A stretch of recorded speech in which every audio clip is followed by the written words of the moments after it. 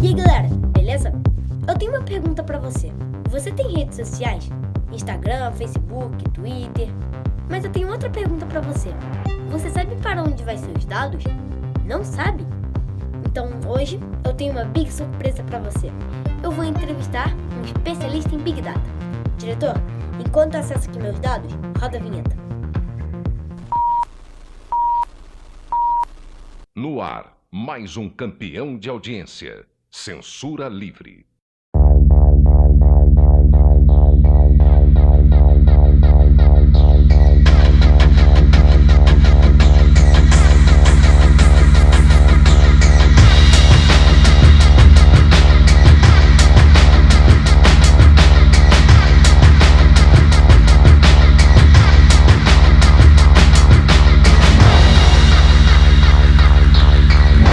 Eduardo, obrigado por ter aceitado a entrevista. Eu tô muito feliz, também tô muito curioso dessa entrevista.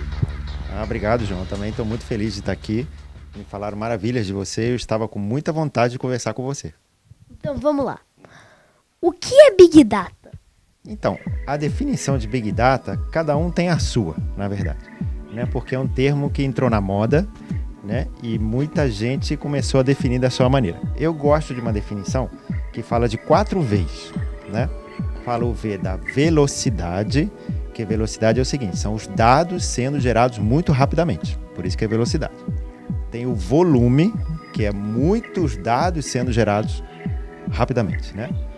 Tem a variedade, que são dados muito diferentes, e tem o valor, né? Que o valor é porque vale a pena você investir nessa quantidade de dados que estão sendo gerados e muito diferentes ao mesmo tempo. Vou te dar um exemplo. Posso te dar um exemplo? Então, por exemplo, imagina que você está passeando com seus pais de carro, né, perto de uma loja, tá certo? Lá você está indo pela Avenida das Américas, aí passa perto lá de um shopping, né? De repente, no seu celular aparece uma mensagem assim: Pim, John, aqui está sendo vendido um livro que você está procurando há muito tempo. Como é que eles sabiam disso? Né? Porque eles conheciam muitos dados de você, porque provavelmente no passado você já comprou um livro parecido ou alguma coisa parecida, tá certo? Então eles tinham essa informação. Eles perceberam que você estava passando por lá, então rapidamente eles fizeram uma pesquisa, né, coletando um monte de dados, descobriram essa informação de valor, que você poderia gostar disso, e te mandaram essa mensagem. E aí você olha assim, puxa, que bacana, eu realmente estava querendo esse livro. Papai, vamos lá para aquele shopping comprar o livro. Você falou que os dados são exportados para algum lugar. Eles vão para a nuvem ou eles vão para algum lugar cheio de computador? Pois é, como é tanto dado, não tem um computador que consiga guardar tudo. Então, existe um conceito chamado nuvem, que na verdade é um lugar onde existem muitos computadores, que os dados são guardados neles de uma forma bem distribuída para que não se percam os dados. Tá bom? Basicamente, nuvem é isso. É um lugar onde os dados são guardados. Ponto. Eu tenho um computador e toda vez que eu fico muito tempo com ele ligado, ele começa a ficar quente. E como você disse, tem um lugar cheio de computador que eles ficam trabalhando, Então, lá é muito quente porque isso pode fazer mal pra saúde, porque, como eu já disse, o computador fica muito quente quando fica muito tempo ligado. Na verdade, esses lugares, eles têm uma série de proteções, né, de cuidados, para que isso não aconteça, né? Então, por exemplo, tem uma refrigeração muito forte e tal. Alguns, inclusive, a gente chama de data center, tá? Esses lugares que tem muitos computadores. Eles são colocados em lugares muito frios, né? Então, por exemplo, na neve, né? Bem longe, bem no Polo Norte, bem próximo do Polo Norte, para que o aquecimento não seja não tenha problema. Tem outros data centers que são colocados embaixo do mar, submersos, né? Porque lá embaixo, bem profundo, a temperatura é muito baixa. Então compensa, né? O calor que ele é gerado com as máquinas, aí a temperatura em volta compensa e aí não tem tanto prejuízo. Pode ter coisa embaixo d'água? Pode ter computador embaixo d'água? Pode, mas claro que é tipo um container, é tipo uma caixa muito bem guardada, né? Que chega um cabo lá de eletricidade, mas ele fica lá no fundo do mar. É melhor colocar o cinto. Seja bem-vindo. Isso é demais! Big Data tem alguma coisa a ver com a internet das coisas? Tem tudo a ver, porque a internet das coisas é uma forma de você gerar dados a partir de sensores. Por exemplo, um celular, né, um óculos, uma roupa, uma geladeira. No futuro, todas essas coisas vão começar a gerar dados. Então é isso que nós chamamos de internet das coisas. É quando você tem vários objetos, vários dispositivos gerando dados em grande quantidade, muito rapidamente, com grande variedade e entregando valor. Por isso que é a internet das coisas. O Watson é a inteligência artificial da IBM. O que ele tem a ver com a Big Data? Então, lembra que eu falei do valor? Sim. Né? Então, o valor é uma das 4 vertentes lá do Big Data. Né? Então, o valor a gente consegue obter quando nós temos muitos dados e nós temos programas muito poderosos que conseguem aprender com esses dados e têm sacadas, têm ideias, tá certo? Então, o Watson, ele faz isso.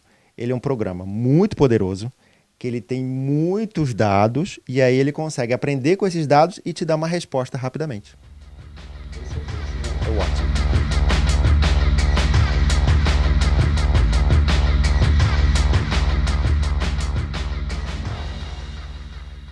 A maioria das crianças querem uma profissão quando forem adultas que ainda não existe. Esse negócio de Big Data existia quando você era criança ou é coisa nova ou ainda antiga? É relativamente, quer dizer, os dados sempre existiram, né? O que acontece é que ultimamente ficou muito barato armazenar dados e ficou muito barato processar dados. Né? Lembra dos 4 Vs? Né? Então agora, o volume ficou barato. A velocidade ficou barata. Então, isso permitiu que muitos dados pudessem ser armazenados e processados, gerando Big Data. Então, até pouco tempo atrás, era muito caro. Então, não existiam profissões que pudessem tirar proveito disso. Então, isso começou a melhorar lá para 2010, por aí. Você já tinha nascido em 2010? Eu nasci em 2008, né, diretor? Eu nasci em 2008, então a gente estava nascido em 2010. Beleza. Então, quando eu nasci, nem computador tinha direito. E hoje eu sou um especialista em trabalhar com computadores e dados. Olha que loucura. Provavelmente, quando você tiver a minha idade, você vai trabalhar com uma outra profissão, porque vão existir tantos dados e vão ser programas tão desenvolvidos, tão sofisticados, que a gente não tem nem ideia hoje que tipo de problema a gente vai conseguir resolver. Qual a sua formação acadêmica? Então, eu estudei informática, né? Eu comecei estudando matemática, depois fui para engenharia de computação, depois acabei estudando informática. Uma das especialidades da informática são bancos de dados. Né? Então, eu comecei a trabalhar com bancos de dados por muito tempo e quem trabalha com bancos de dados, digamos, tem mais facilidade de entender como é que funciona esse negócio do Big Data. Então, para mim, foi bem tranquilo passar de banco de dados para Big Data. Hoje em dia, todo mundo tem mídia social.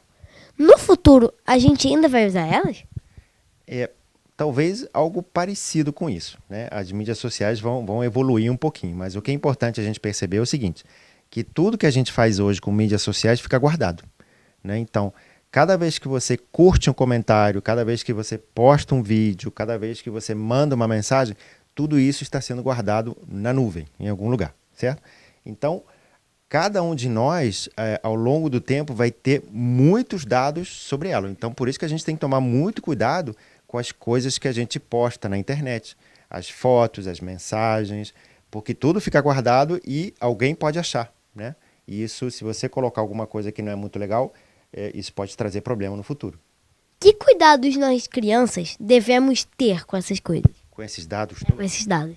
Pois tem que tomar muito cuidado, né? Para não se expor muito. Né? Imagina, não é muito legal você ficar colocando na internet toda a tua rotina diária, por exemplo. Né? Para saber onde é que você está indo de manhã, de tarde, de noite, porque aí você fica expondo a tua vida para pessoas que você nem conhece. Né? E isso pode causar algum problema no futuro. Né? E fora que fotos, opiniões, você tem que ter muito cuidado para que aquilo que você divulga, você tenha certeza que você concorda com aquilo. Né? Esse é o cuidado. Né? Porque hoje em dia é muito fácil você colocar um dado na nuvem, né? Na internet. Então, mais uma vez, tudo isso tem que ser muito bem controlado para que depois você não se arrependa no futuro. Os robôs nos filmes são coisas que parecem que vão dominar o mundo. Só que na vida real, Eles só ficam lá andando e desviando de alguns obstáculos. E os robôs dominando o mundo, talvez possa acontecer alguma coisa parecida com isso? Eu acho que não vai ser exatamente assim. Eu acho que nós, humanos, vamos nos tornar um pouco robôs. Então, vou te dar um exemplo. Por exemplo, imagina que o seu coração tem algum problema e ele comece a funcionar um pouco mais devagar que deveria.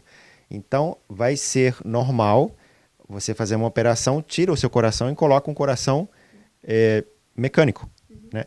A mesma coisa com o rim, com o fígado, com o olho, com a pele. Então, daqui a pouco a gente vai poder trocar tudo, né? Porque a medicina está avançando tanto, né? Até que a gente vire praticamente um robô. Mas vai ser um robô que vai ser nós mesmos, né? Então, a gente vai meio que se misturar, né? Nós vamos ser robôs humanos, né? Eu acho que é mais nessa linha do que o que os filmes falam, que vão criar robôs completamente independentes e vão nos dominar. Não, eu acho que a humanidade vai crescer junto e ela vai ficar alguma coisa diferente. Naqueles filmes, o robô parece mesmo uma pessoa, porque ele se move e faz exatamente o que uma pessoa faz. Óbvio que é pessoa, mas se fosse na vida real, seria impressionante. Isso, hoje em dia já existem muitos robôs que são muito parecidos com os seres humanos, né? Porque eles se locomovem, eles aprendem, né? À medida que eles trocam experiências com pessoas, eles conseguem aprender, né? Então isso já acontece. Mas eu não creio, eu não acho muito provável que os robôs venham a ganhar vida própria, por exemplo, né? E sejam inteligentes, que consigam se dominar. Porque sempre vai ter alguém que vai ter que ajustar o programa que faz o robô funcionar. Então, se algum dia um robô ficar muito rebelde, é só apertar um botão e desligar ele. Pronto. Eduardo, acho que já vou acabando esse vídeo por aqui. Se o pessoal gostar do vídeo, talvez eu possa fazer uma parte 2, porque minha Big Data hoje já tá um pouquinho, já tá aquecendo. Mas eu ainda tenho um monte de outras perguntas e, se puder, a gente faz uma parte 2. E não se esqueça que eu também vou fazer videozinhos curtos pra botar no meu Instagram, que é esse aqui, ó, JohnJohnPlay16. Vai lá, me segue. Se você gostou do vídeo, curta, compartilha, se inscreva, manda para amigo seu que não conhece o canal e até o próximo vídeo. Tchau. Eduardo, obrigado pela entrevista. Obrigado, João. Foi um prazer e se o pessoal gostar, eu posso voltar com o meu prazer. Então, se vocês gostarem, parte 2.